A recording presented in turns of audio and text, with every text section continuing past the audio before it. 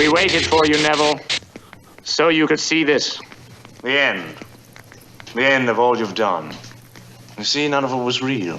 It was illusion. Your art, your science, it was all a nightmare. And now it's done. Finished.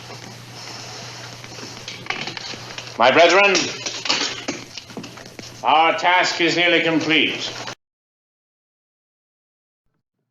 Okay, I am back, hyper as ever. I'm hoping my cat will make another cameo. I was watching my last video, and there's like a whole segment where he's back here cleaning himself, one of my last videos. I didn't address it at the time, but if any of you spotted it and liked it or disliked it, you know, that's cool. So I'm going to do my first little piece on Halloween discs, Blu-rays that, you know, I own, that I'm going to review for whatever reason as part of this Halloween season. I'm not doing like featured shows or big segments. There he is. Like I did the last 2 years. I'm actually going to cover some that I've already covered, but I haven't covered them together and in that context, and I haven't covered the official Blu-ray release of one of them. So let's get to it. So the first one, which I got this from channel patron Tim Tolbert, the Blu-ray release on Kino Lorber Classics of The Last Man on Earth. The Last Man on Earth is incredible. Okay, but anyway, directed by Sidney Salkow, though not solely directed by him. We'll get into that shortly. And starring, of course, Vincent Price. This one is based on Richard Matheson's classic sci-fi / horror novel, I Am Legend. So we're going to get deep into that in a second. And then I'm going to toss in there some thoughts on The Omega Man with Charlton Heston, directed by Boris Sagal, the remake of The Last Man on Earth, and also adapted from I Am Legend. So I'll put some kind of cool graphic with both of them represented on the thumbnail of this video, because I haven't officially reviewed them together before. So let's try to get into it. So Last Man on Earth, this Blu-ray is pretty amazing. The picture quality is incredible. It's a step above the already nice out of print MGM Last Man on Earth release, which I have and I'm selling, actually, I think for $10. You can go to my eBay store. The address is down there. Sorry, I need money. Last Man on Earth, yes, from 1964.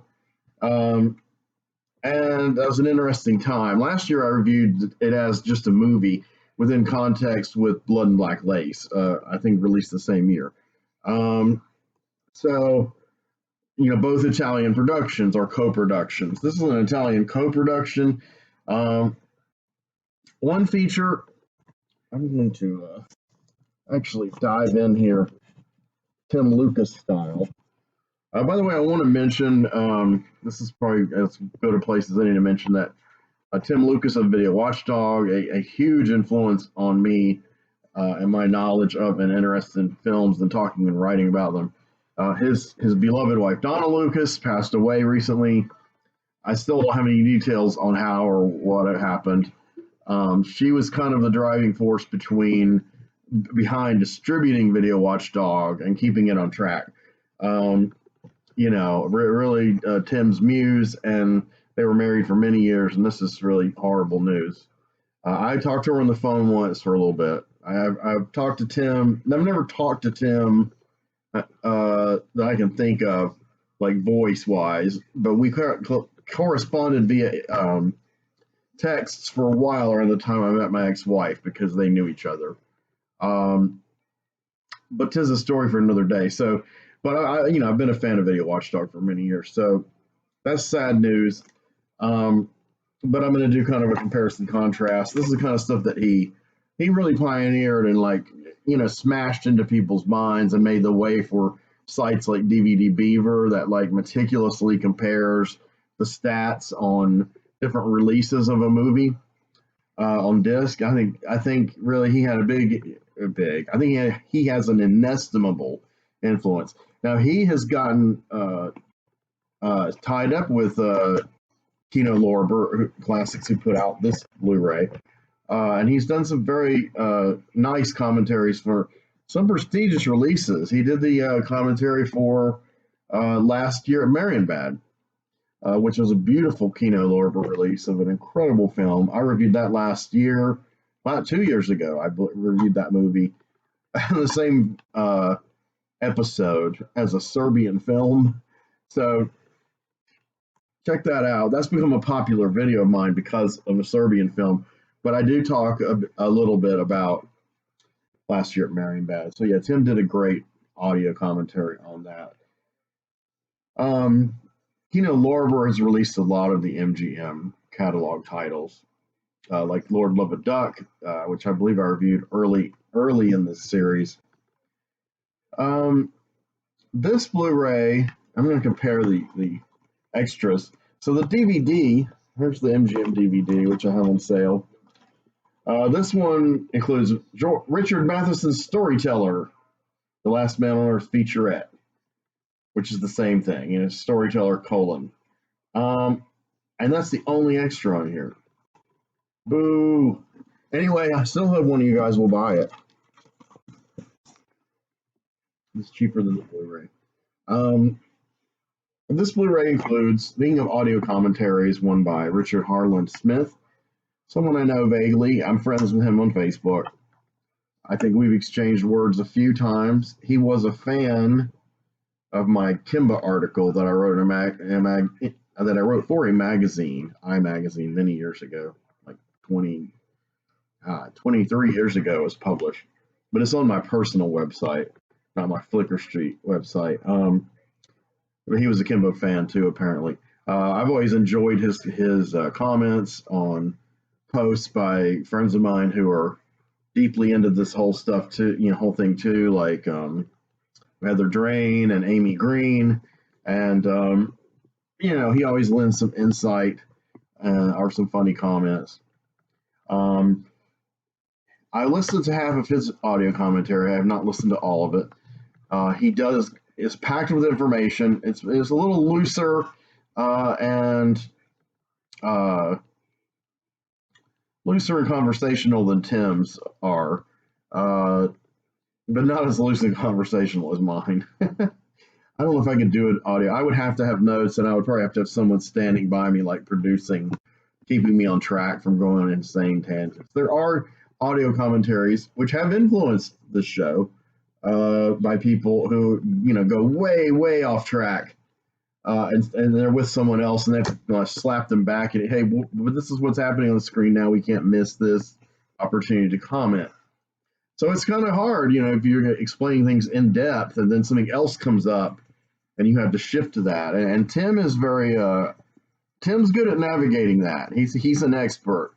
I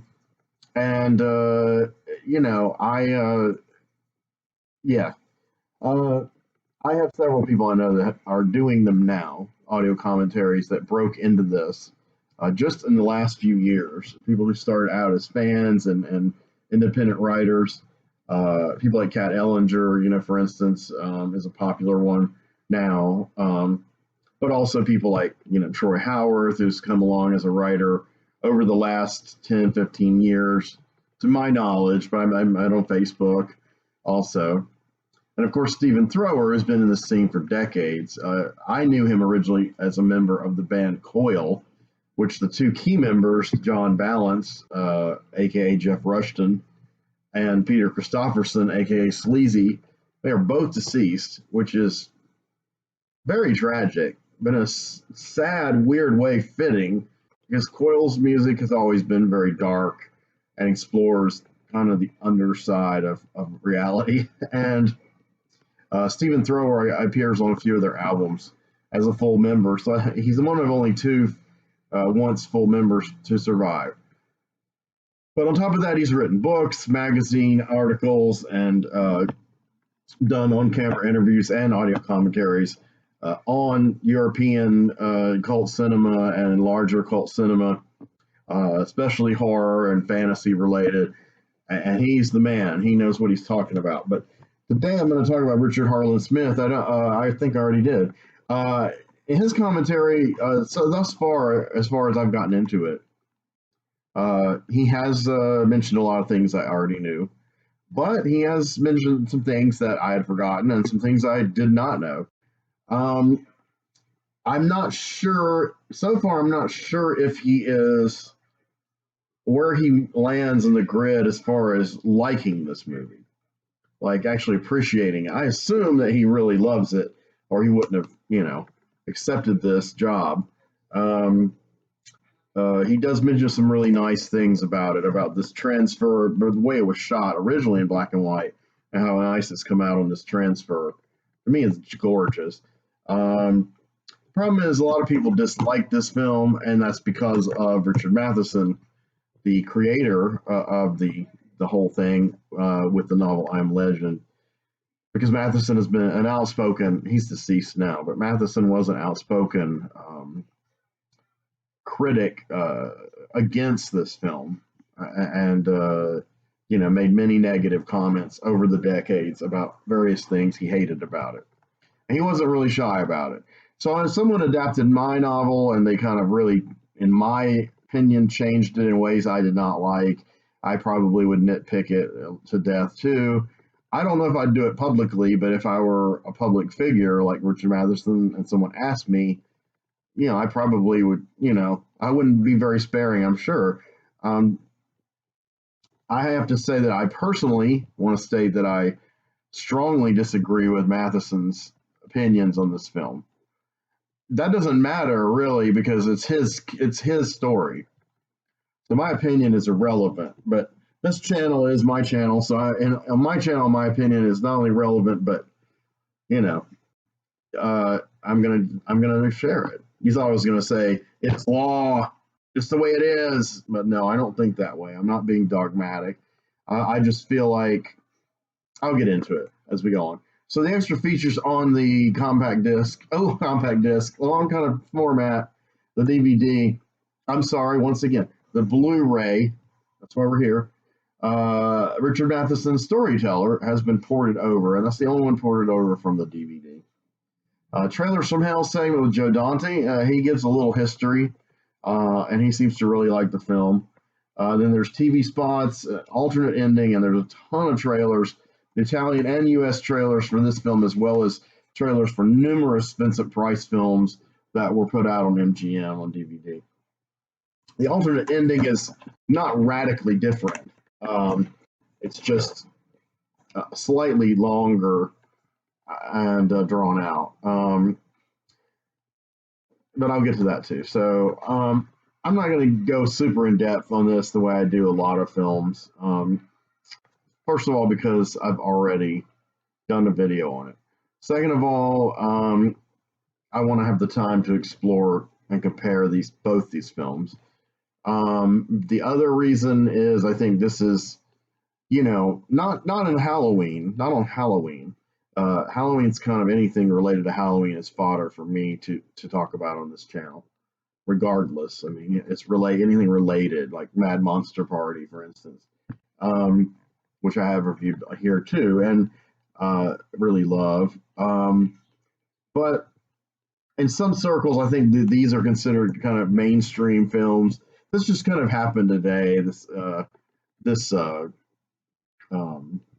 I don't want to say controversy, but this situation of I've been sharing more aggressively than I ever have, but not super aggressively. This channel links to videos on this channel that are pertinent, that I feel are pertinent to various Facebook forums that have, good following, at least a few hundred members, but some have 1,000, 2,000, 7,000, 10,000 members, and a lot of them have a lot of the same members as my Deep Images group, which has 400 members and is a private group on Facebook. It's grown very slowly. A lot of my friends are on there, and a lot of the people on there ultimately met back on the days of Ryan Wen, I think that's his name, his group Grindhouse, which I don't know if it still exists or not. I'm not interested in finding out. But, he brought a lot of us together, I guess. And then the immediate spawn of the Grindhouse group was a group that I guess is prospering, and I don't keep up with. I won't name it because I have a name for it, a funny name for it that's, I guess, kind of extremely derisive, but pretty funny to me. But I share it with friends who also quit this group. I was a moderator of this group for maybe 6 or 8 months in 2017, I guess. It ended acrimoniously, and so I haven't followed them. I blocked the group, and I blocked all the key figures in the group. Some of them blocked me. But the ones that weren't blocked that I stayed in touch with were many, and some actually quit the group because I was forced out of the group. Their account may be different than mine. In my opinion, I was forced out of the group. And perhaps I'm wrong, but that's just how I perceived it. And that's how I have presented it, and will continue to present it until, on the off chance, which I hope doesn't happen, one of those people reaches out to me and, in a conciliatory or reconciliatory fashion, which I don't see ever happening. And I certainly don't wish to reach out to them. So this is all like kind of gossip. I apologize. But, it's part of my journey towards doing this. So, and the, experiences I've accrued. So in any case, the pertinence of what I'm saying really there is that the Grindhouse group and to a much more larger extent, one of the precepts of the group that I'm not going to name when it was created was that it had all these stringent rules regarding what was mainstream and what was not mainstream to discuss in the group. And, the owner of the group and his immediate, most closest co-admin, who I was friends with both of them, especially the latter, I was good friends with, even though our political views were extremely diametrically opposite, and our views on women and sexuality were extremely opposite views. But on film, we came together as one. It was like kumbaya time over in that group. But the owner of the group, a Scottish lad, much younger than me, but who owned many, many, many, many more Blu-rays and DVDs than I ever had. So a good amount of disposable income, and more power to him. He was a collector, an addict, and as I am a collector, and I was once an addict. I'm not an addict anymore, I don't think. And if I am, I can't. It's only to Blu-rays, and I can't afford to be. Occasionally, I slip and buy one, and I shouldn't, for practical reasons. And I chronicle that on this channel. But I do have patrons like Tim Tolbert and Terry Mulford and Sean Lee Levin, who have purchased items for me that are Drew Dahmer that I have used for review, and I appreciate all of you that I'm mentioning. So Tim Tolbert came through for me. Well, I didn't even ask. He kind of posited the idea, and I chose some possible titles, and this was one. But what I was going to say is that group had a very stringent thing about what was mainstream and what wasn't allowed to be discussed because it fell out of the purview of the group. Now, having owned many online groups, I'm not saying not many of them really grew into anything of note, but I still own several on Facebook, or I'm a co-moderator, co-admin on some other groups, some of which are no longer active, but I'm still a moderator of them. I think the owners of the groups have disappeared. Two of my groups that are pretty large, that are devoted to comic book professionals, both of whom have passed away, Steve Gerber and John Buscema. I inherited those groups just by chance. The owner vacated the group, and back then there was a way you could kind of take over the group, not in a hostile way, but if you chose to, if you were active in the group, if you're an administrator, you could do it. I don't even think I was an administrator on either of those groups, maybe on the Steve Gerber, not on the John Buscema. So I just did it, and the John Buscema group continues to grow and explode. A lot of comics professionals are in it. I let it kind of go on autopilot unless there's a problem or unless there's something that I want to share, which isn't very often. Now, in the Steve Gerber RIP group, I've done a lot of grooming on that group, and I commissioned the artwork from Mark Baranowski, aka the Marksman. Beautiful piece he did in charcoal of Steve Gerber that adorns the group as its background picture on Facebook. And I listed it, made a huge list of characters Steve had created or co-created.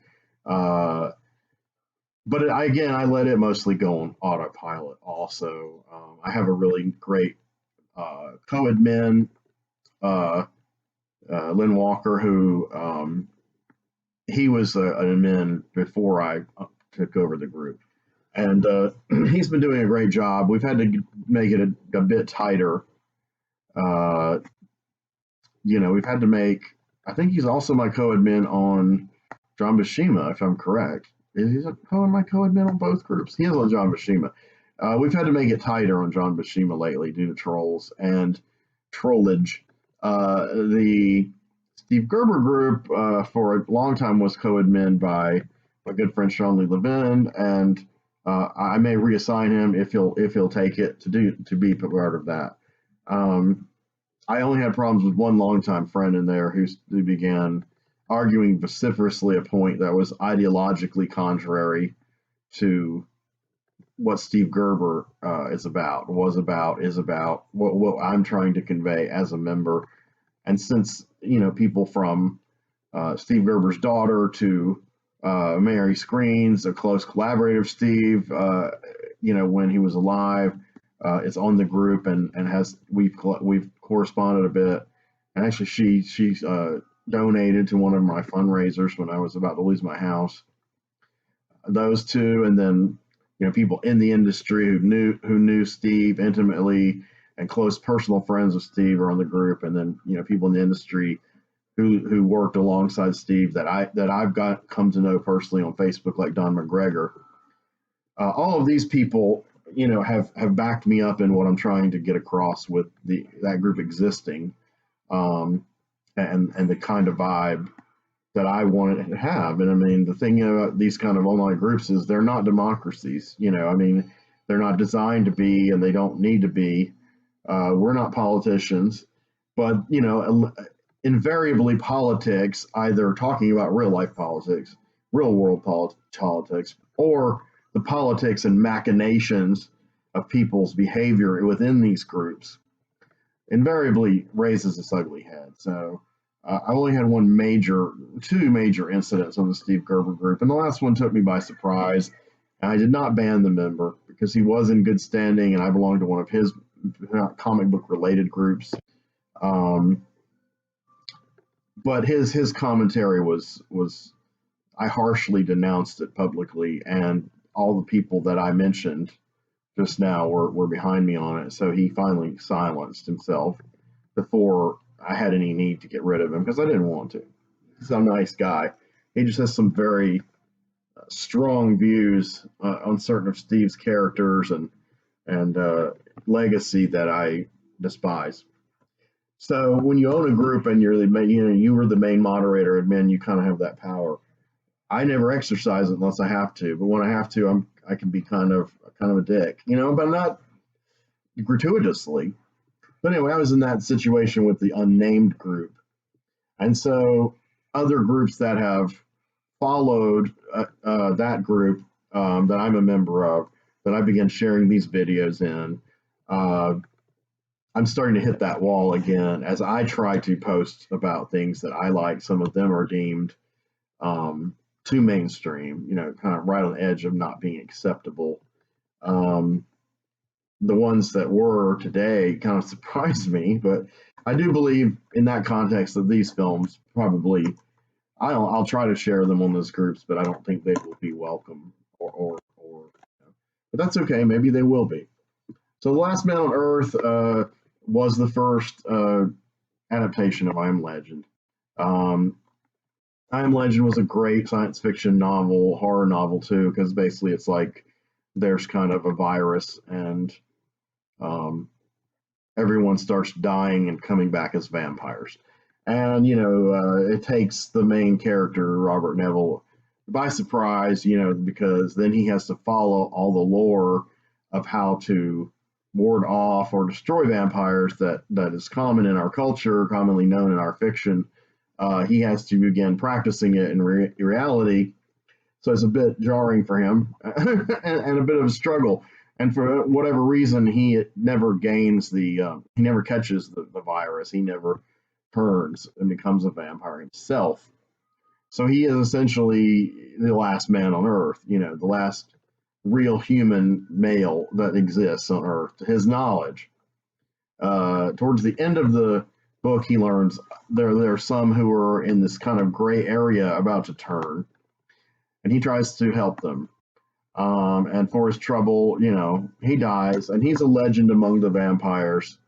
Just as vampires were always legend through history, this is the way I see it, based on what I have learned. And Richard Harlan Smith also backed this up on this commentary. What Matheson was trying to get across is that vampires were always considered just a legend, but now in this reality they are real. They are actualized. They're all around him, and he's got to fight them because he fears them, and he fears that they will try to kill him, or and then he'll turn, or something will happen. So he boards up his house, and he puts garlic on it. And he has steaks he makes, wooden steaks, not meat. And like I said, all of the traditional, or most of the traditional ways to ward off or destroy vampires he employs. And he just basically wanders around America where he lives. I'm assuming it's America. It's America in the book, I'm pretty sure. It seems to be America in the book, even though obviously it was shot in Italy, and there's some beautiful places he shot that, when vacated of all people, and you have Vincent Price framed in them, they're overwhelming him and drive home the point of he's the last man. And similar devices are used in the Omega Man. That's definitely America. I would say probably California. It's intended to be, and Los Angeles specifically, I believe. And probably a lot of the cost of the film. I've kind of heard this. I don't know if it's true or apocrypha, but a lot of the low budget of Omega, relatively low budget of the Omega Man, was spent in setting up those scenarios and clearing like huge, large blocks of people for short amounts of time so they could get those shots. And they did a good job. I think they did a great job. The camera pullaways and cranes of Charlton Heston as Robert Neville are, very striking. And of course, years later, Alex Garland wrote a script that was, in his own words, paraphrasing only a little on the audio commentary of that film, 28 Days Later, a ripoff of the Omega Man, and also of Day of the Dead. And so his early shots in 28 Days Later, since this was a digitally made film, it was one of the first widely distributed mainstream films that was filmed entirely on digital video. And so it could be manipulated, the images, and so they could erase people out of the frame. But they did close off areas in England where it was set. I like 28 Days Later. I see it as an homage, and I see it as a kind homage. And Alex Garland's commentary is fantastic. Christopher Doyle, that's not his name, that's the cinematographer. Danny Boyle is the director. And he did a great job. It's by far my favorite. But his films always look good, Danny Boyle's. I just don't enjoy his stories or his approach to storytelling and characterization. But in this film, when working with Alex Garland, they also worked together on Sunshine. I quite enjoy those two films. I think Alex Garland is an excellent, superb contemporary science fiction screenwriter and now director with Annihilation. And Ex Machina. I really love his work. I've reviewed Annihilation on here too. So anyway, he said that a lot of this is derived from the Omega Man, and then ultimately from I Am Legend.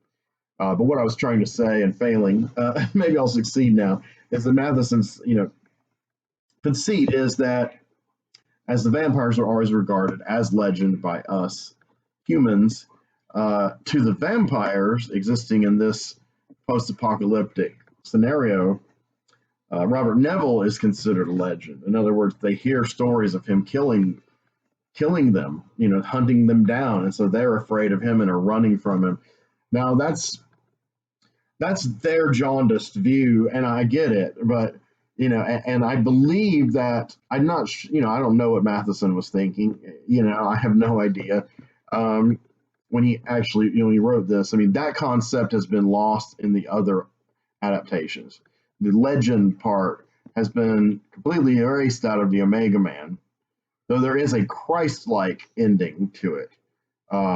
He is a legend in that sense. A legend as in someone who tried to save humanity. But I don't even know if they use the term "I am legend," nor do they in Last Man on Earth, though they skirt around that concept, and I think they convey it.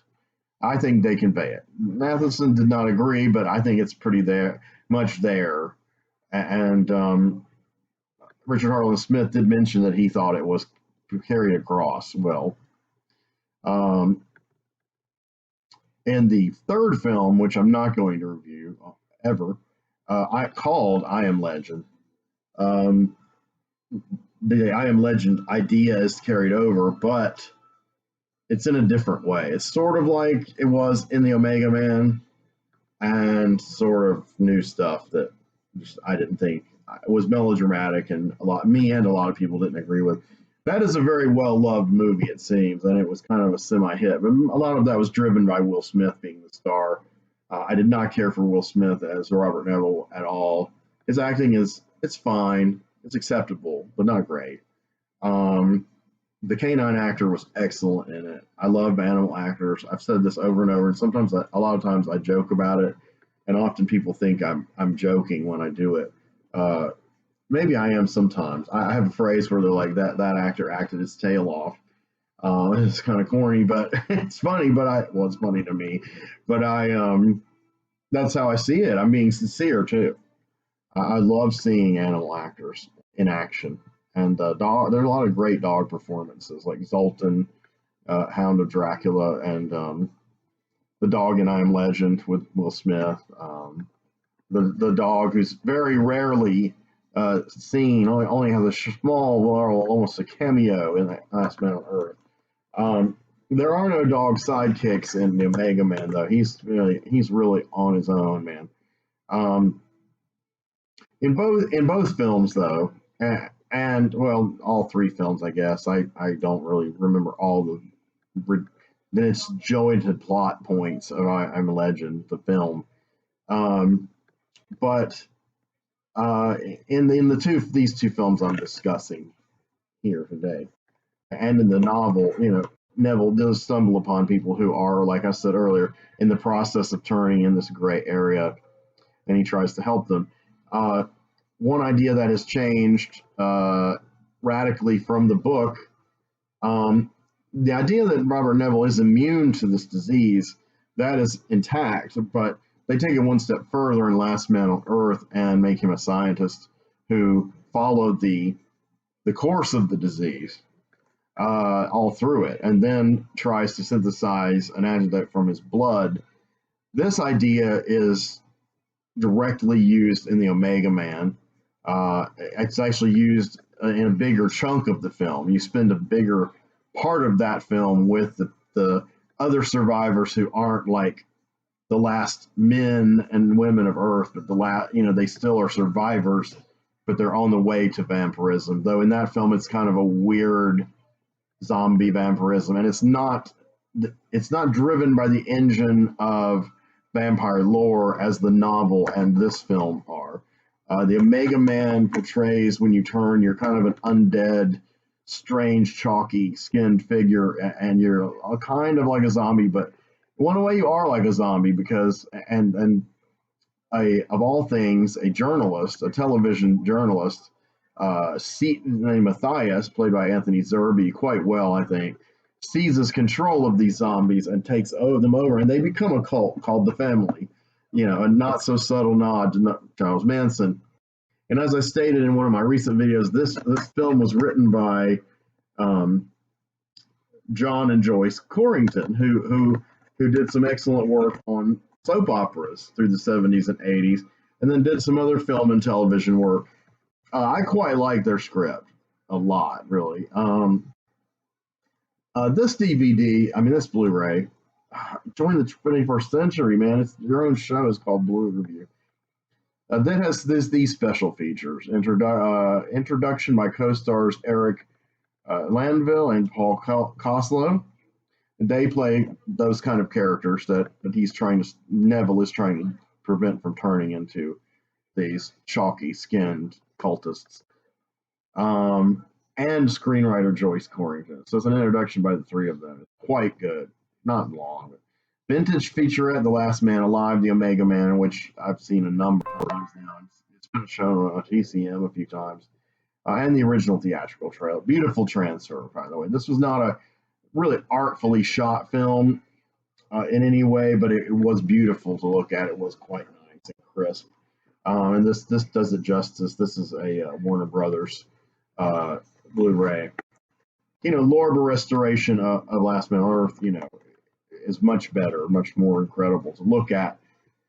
But if you want to see kind of an above average kind of 70s color action film, it's pretty well staged and shot. It's not a masterpiece.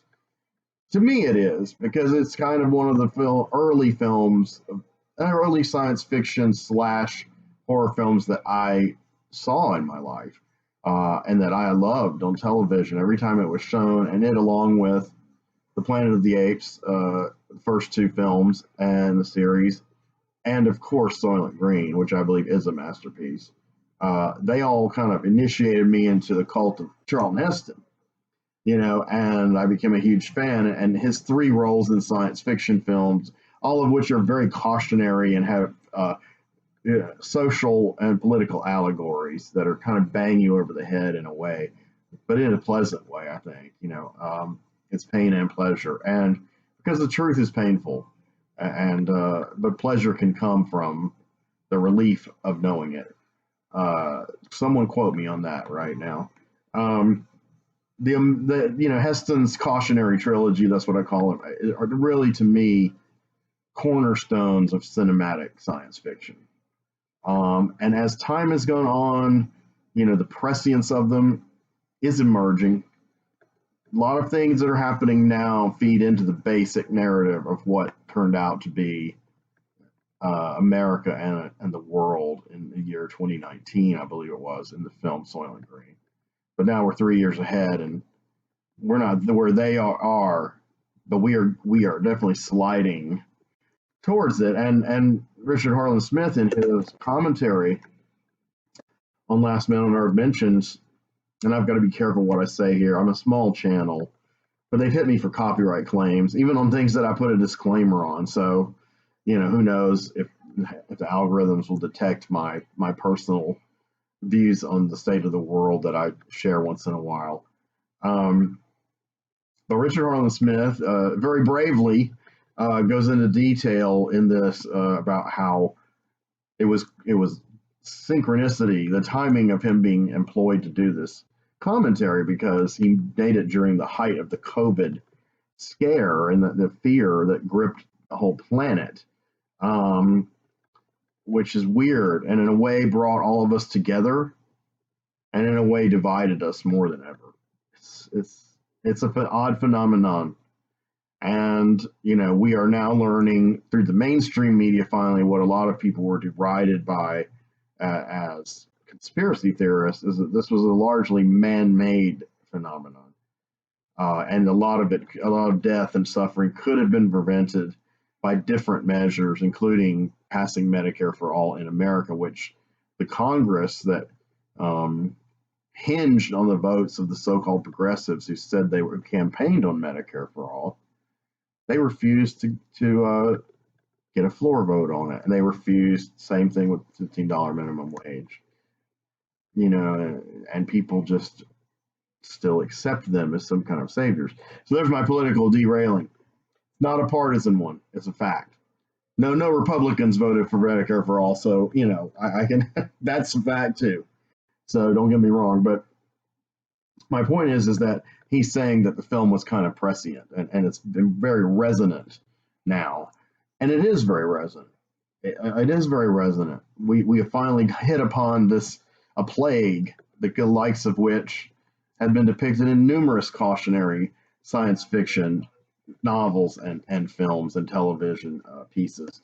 We're living Soylent Green. We're living I Am Legend. We're living. Hopefully, we won't have to live the last man on Earth. You know, the zero sum total or zero. I can't remember that incredible phrase. I think it might be partially Latin. I flubbed it. Damn it. Sign non. There. Anyway, I'll look it up. You guys can look it up too, and you know, you'll definitely be probably smarter than me in you know, finding it. So that's where we're at. In the film, Neville is a pitiful, sad figure. He's alone, man, and then they show his his rituals of hunting the vampires and his thankless duty just to basically keep himself safe and sequestered in his home. And his next door neighbor, I think it's his neighbor of some sort in this neighborhood, who also worked as a scientist on the trying to figure out and stop the spread of this contagion, is a a character I think named Cortland, and he is played by Giacomo Rossi Stewart, a reliable Italian actor. I'm not sure why he has the Italian dash English name or whatever, British, Scottish, British. I don't know.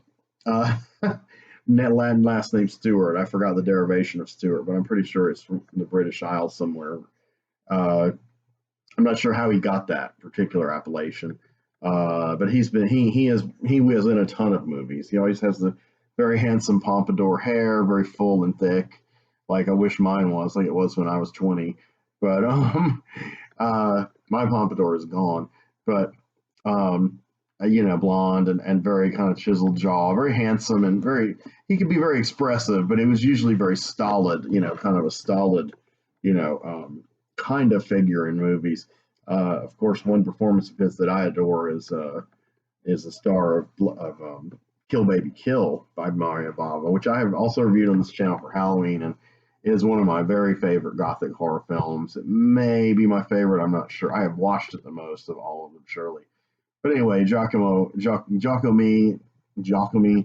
Rossi Stewart stars in that. And you recognize him in tons of films, him in very small roles. And he's usually credited, though, in the credits, at least on the home video releases now, even in the tiniest of roles, because he's a cult film actor. He's a legend. Not quite a legend like Vincent Price, but it was cool seeing them together in a film.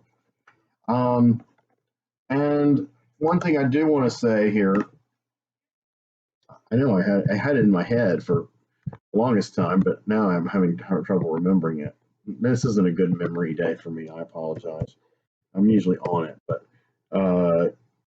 I wanted to mention this particular personage who basically was a huge, huge reason why this movie rocks. And this is no relation to the three-season television series, Last Hour, that from what I could discern was played for laughs, and I don't know. And they actually, I just thought it was pointless. They couldn't come up with their own name. I mean, at least Why the Last Man is a riff. It's not the same exact title. So let me mention this guy, because this is part of the legend surrounding the making of this film. I think there is a legend surrounding the making of this film. So this film was co-directed and co-written by Ubaldo Ragona, and they claim, on IMDb it says Italian Prince, and Sidney Salkow, U.S. Prince, Prints, P-R-I-N-T-S. Personally, I believe this is the same situation as it is with all of the exported Italian films that played in America and were dubbed and also cut and reframed back in the day in the 60s and 70s, especially the genre films and not the films of, like, say, Federico Fellini. They weren't molested or dubbed, but I mean, they might have been, but they basically came out in the form they were intended for the most part because they were art house films. This film is more like an Italian genre film, which is why I reviewed it last year alongside Blood and Black Lace, which came out the same year. This film is not like Vincent Price's Corman films. The Roger Corman directed Poe series, one of which was from H.P. Lovecraft. It is not like those. It is not a mainstream American / British kind of production. It's an Italian production, and as far as I'm concerned, Ubaldo Ragona directed the film. Period. And basically, his co-writing duty was he rewrote the screenplay, which was written by Richard Matheson. And to the extent that Matheson hated it so much, he would not accept billing except under a pseudonym of Logan Swanson. So this film is credited writing by Logan Swanson, also, and William Leicester. Now, I don't know if that's really a person or not. He could have been a script doctor. I haven't researched him, I'll be honest. But Ragona did definitely shot, came up with the finished shooting script and shot it. And Sidney Salkow, I believe, edited and sweetened and maybe even shot some pickup scene shots here and there, I don't know, for the American market. So I believe this is the definitive version. I'm not saying it's been torn apart like a lot of the Italian films were. It wasn't. I mean, because they knew it would, hoped it and knew, I don't know, that it would be a hit because of the Vincent Price Poe cycle going on at the same time and Price's other successes, that this would be a big movie. So they didn't really need to edit it much or do much to it, So Salkow's role in shaping the film, he got all the credit. But any changes or technical changes or on-camera changes that are in the film that were devised by Sidney Salkow for the American market are, to me, minor compared to the creative, the look and the vibe created by Ubaldo Ragona, which is very Italian and very much of an Italian Gothic kind of horror, but cast into a science fiction milieu and post-apocalyptic. And it, probably because it had Matheson and Price attached to it and some studio co-funding, American International distribution, it had a bigger budget, better production values than Italian genre films of 1964. I mean, it looks far better and it's far better made and done than, say, Margheriti's series of films, of science fiction films. They're very kind of bargain basement. They vary from movie to movie. They're a little overambitious for what they actually had the money and the vision to achieve. They are very fun science fiction movies, and there are several other science fiction movies out of Italy in that period that I enjoy too. Margheriti kind of did the most. He did this one series, and again, I've forgotten the name of the series. I need David Sexton to help me out here, or his wife, Jupiter Huxley. There was a series, and the series kind of went on a little bit without Margheriti, and a part of the series that exists in the same continuity world but doesn't share any characters or events is The Green Slime by Kenji Fukasaku. So there are like 5 in that series, and I know Mr. Sexton did a wonderful post recently on Facebook that he and Jupiter were going to marathon all 5 of them. So I love those Italian science fiction films, but they had lower production values. Let's face it. The Green Slime had slightly better production values, and let's face it, Fukasaku is he's a better craftsman than Margheriti when Margheriti's in his kind of work for hire mode. Margheriti's early Gothics are, immaculately made, but his science fiction ones are a bit more slack. Even movies of his that I adore, like Cannibal Apocalypse, Cannibal Apocalypse is not as well made as, say, Dawn of the Dead is. You know, he's not quite the craftsman Romero is, or the craftsman that Lucio Fulci is. However, you know, Marguerite, I mean, he was kind of a work for hire director most of his career. However, he still manages to make his films entertaining and well made overall.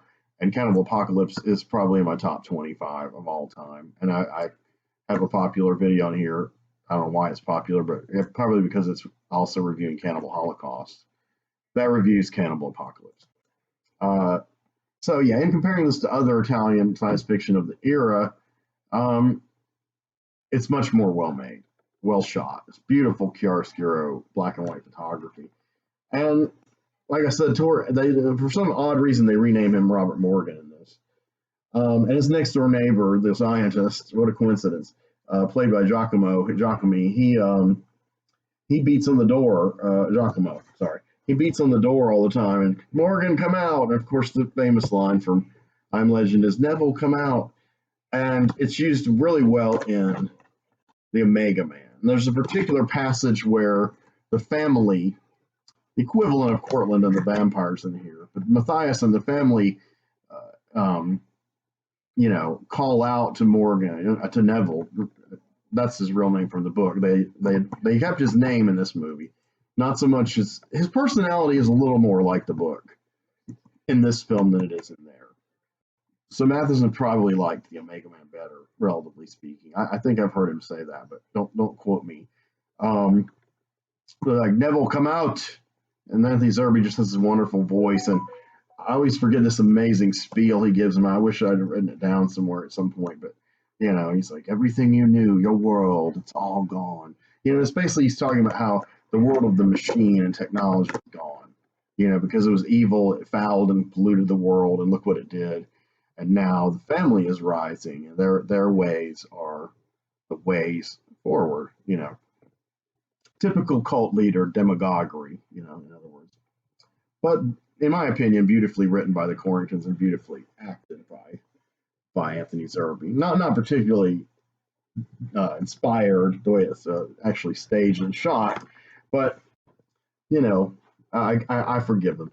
You know, because this probably is the lowest budget adaptation of the three, relatively speaking, lowest production value, relatively speaking, and I think that's why a lot of people regard it as camp. They lump it in with Soylent Green because of the era and the genre and Charlton Heston starring, but it's not like Soylent Green. You know, examine the films side by side. I mean, when I was a kid, I just lumped them together too. But you examine the films side by side, and Soylent Green is a far better made film, far more serious film. So, you know, in the Omega Man, Heston as Neville has like a love affair with Lisa, played by Rosalind Cash. So you have an interracial sex scene, and you know, a lot more action. It's more gung ho, a lot of shooting, and a lot of bombastic music. Sometimes a bit too bombastic, and so hence the camp, you know, appreciation element. But it ends on a grim note. You know, Neville gets the serum from his blood to the people, you know, and manages to kill off tons of the family members, including Matthias. But he falls. He falls from a spear they throw at him, and it lands in the heart, and he falls in a fountain, and he's in a Christ-like pose. And the serum is falling from his hand, and one of his guys, played by Paul Kozlow, grabs it just in time. And then he just lays there in the fountain, and the photography solarizes, and it's quite striking, I think. I mean, some people are probably like, nah, okay, I'm tired of that. But I still think it has impact, and that's just me being a fan. Yeah, Neville kind of saved the world. Now, in Last Man on Earth, he also was killed by a spear and thrown at him, but he doesn't save the world. He doesn't die in a Christ-like pose. He dies kind of pitifully, and you know, he's abject, you know, and kind of begging them, like, why are you killing me? I'm you know, you people, I'm trying to help you people, and you don't want to be helped, and you know, and then he's like, I'm a man, I'm a human, I'm a man, the last man. It's pretty incredible. I think Price completely Price completely destroys it in this movie as an actor. I think he's so underrated in this role. It's very against type for him. And it lands at one end of his career. You can go like a tree of life, like from Kefir to Malka. And Kefir is the high point, is the last man on earth, where he's, a man, an everyman, a scientist, an aging man, a very human person with a lot of emotion.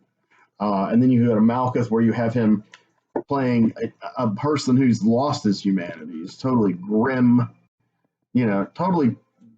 almost taciturn, cruel beyond measure. A villain, a menacing villain, but can't be like his other menacing villains. Michael Reeves directed him to be a cold-blooded motherfucker, and he brought Price's charm and power as an actor into a new era, in the new Hollywood era, the era where horror became more explicit and more violent. I could talk all day about this stuff, but anyway, those are some of my thoughts on the two movies. I can't say they're like, reviews, but what have you. You probably know what you get when you look at my channel. But if not, welcome to the channel. If you're new to the channel, if you like it, please subscribe. Please put a like on this. The algorithms will bury me, especially when talking about more mainstream, relatively speaking, stuff. I will make one final statement. I'll make a final statement for Matheson and against Matheson. I don't know which you want to hear first. Against Matheson first. I've already made a few, but he stated shortly before his death that the best version of the movie was the one called I Am Legend, made in recent years, starring Will Smith, that I discussed earlier. He said that he was the only one who nailed Robert Neville. Now, again, he's a scientist, like in the other two cinematic versions. So there's scientific reasons somehow why his blood, for why he doesn't contract this plague, this contagion. And in that movie, the people degenerate into these kind of zombie-like, weird, nasty, almost supernatural-looking creatures who are mostly, if not completely, composed of not very great CGI visually.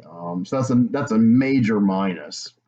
And the horror element is played up more. Like he has, like the action element, the gung-ho action was played up in Omega Man. In I Am Legend, the horror, constant suspense. He's running for his life, and of course some action too, blowing him away. Destroying these horrible creatures. These unnatural creatures, these unhuman-looking beings. They really play up that aspect of it, the modern horror / action vibe. So Last Man on Earth has the best vibe. It has the vibe that I resonate most with. So I'm putting that out there, Matheson fans. And I am one. But he said that Will Smith was the best Robert Neville, and I find that hilarious because he derided Price for not being, younger and more athletic, and more of a Nordic descended man. This is all in interviews scattered around. I didn't make this up. I'm paraphrasing, but it's true. He had a different kind of vibe, and Heston comes closest to that, really, of the three films. But he insisted that Will Smith, now Will Smith is the closest in age to the character, which was, according to Matheson, 36. And Richard Harlan Smith reminds us on the audio commentary of this wonderful Blu-ray that Vincent Price was 51, and that Charlton Heston was a very sprightly 47. Will Smith was, he said, 37 or 38 at the oldest. And so he was the closest in age. So I get that. And maybe he did like his attitude. But it doesn't matter if Robert Neville's white or black. I mean, that's not a part that has to be white. However, when the writer of the book describes him as Nordic descent and very much a white man in his 30s, which when this book came out was middle-aged. It wasn't considered as youthful as it is now. It was veering into middle age. Will Smith is physically nothing remotely like that, so I'm not sure why Matheson preferred him on a cosmetic level, but I guess he felt his vibe was closest to him of what he created. So good statement on Matheson. He's a genius. Come on, man. He did those Poe movies. He did this. He did The Incredible Shrinking Man. He Kolchak, The Night Stalker. He is one of the most brilliant The Twilight Zone, one of the most brilliant novelists and screenwriters of genre fiction to ever live. So, I had to balance that out. Thanks for listening. I'm clocking in under an hour as usual. Thank you and happy Halloween.